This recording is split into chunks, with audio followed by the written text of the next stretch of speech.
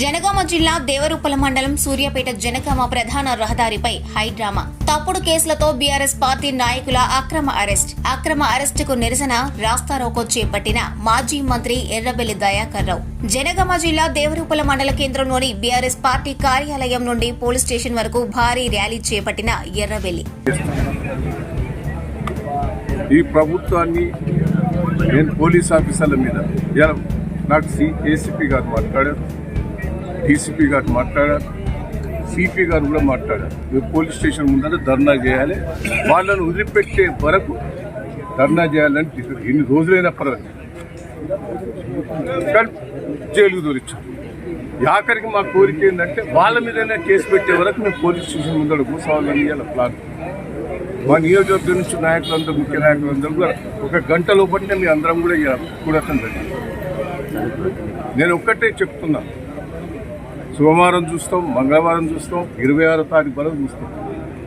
26వ తారీఖు ఇలా సోమవారం నాడే హామీ ఇచ్చారు నాకు ఏసీపీ గారు, డీసీపీ గారు, సిపి గారు కూడా వాళ్ళ మీద కేసు పెడతామని.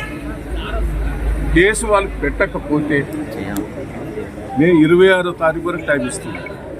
26వ తారీఖు లోపల పెట్టకపోతే జిల్లా వ్యాప్తంగా, రాష్ట్ర వ్యాప్తంగా మా హరీష్ రావు గారిని, కేటీఆర్ గారిని పిలిపించి అవసరమైతే పోలీస్ స్టేషన్ల ముందర ధర్నా, జిల్లాలో కూడా ధర్నా చేయటం కూడా జరుగుతుంది. రాష్ట్ర వ్యాప్తంగా కూడా దీన్ని తీసుకుపోవడం కూడా జరుగుతుంది. అక్రమంగా ఇద్దరిని టీఆర్ఎస్ బీఆర్ఎస్ నాయకులను, ఎంపీటీసీ, ఒక సర్పంచ్ జైల్లో పెట్టిందంటే ఎంత ఘోరం ఒక్కసారి మనం ఆలోచించండి. మేము ఎప్పుడన్నా మా ప్రభుత్వం ఉన్నప్పుడు ఒక్కరి మీద నన్ను ఇట్లా కేసులు పెట్టామా, ఇట్లా జైలుకు తోలామా? ప్రజలు కూడా గమనించాలి. అది అసలు కేసే తప్పుడు కేసు. నేను ఒక్కటే, ఇది కాంగ్రెస్ పార్టీ వాళ్ళ దౌర్జన్యం. వాళ్ళు చేసిన తప్పులన్నీ బయట కప్పిపుచ్చుకున్నారు. మామూళ్ళ మీద కేసులు పెడితే వాళ్ళ కేసులన్నీ మాఫీ అయితే అనుకుంటారు. వాళ్ళు చేసిన దందాలన్నీ పోతే అనుకుంటారు. ఉల్టా కేసులు పెట్టారు. మేము ప్రశ్నిస్తే ఉల్టా కేసులు పెట్టారు. దయచేసి ప్రజలు కూడా గమనించాలి.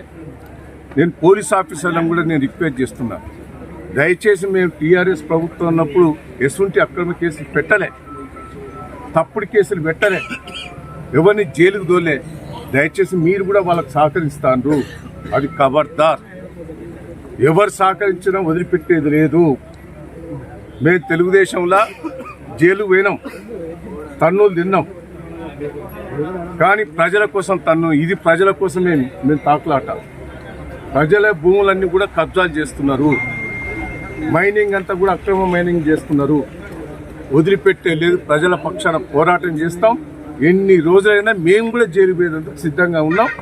నేను పోలీస్ ఆఫీసర్లకు చెప్తున్నా, 26వ తారీఖు టైం ఇస్తున్నాం. 20వ తారీఖు లోపల తేల్చకపోతే, వాళ్ళ మీద కేసులు పెట్టకపోతే తీవ్రంగా ఉంటుందని కూడా ఈ సందర్భంగా తెలియజేస్తాం.